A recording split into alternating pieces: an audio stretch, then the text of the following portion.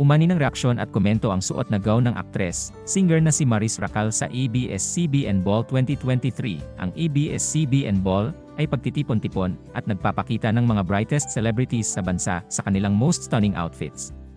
Isa si Maris Racal sa napili ng Metro Style bilang best dressed na babae sa ABS-CBN Ball. Kamakailan ay nag-viral ang larawan ni Maris na katabi ang larawan ng babae sa iconic logo ng Columbia Pictures, ayon sa mga netizens. Kaya pala pamilyar ang suot ni Maris ay dahil nakita na nila ito, somewhere, kakulay ng suot ng model na si Jenny Joseph ang gown ni Maris, at mayroon din siyang shawl na blue, kaya lumutang ang pagkakatulad ng dalawang damit. Dami ko nang iniisip dumagdag pa to eh. Kagabi pa sumasakit ulo ko kung saan ko nakita gown niya, kaya pala ang familiar, kay Columbia Pictures lang pala.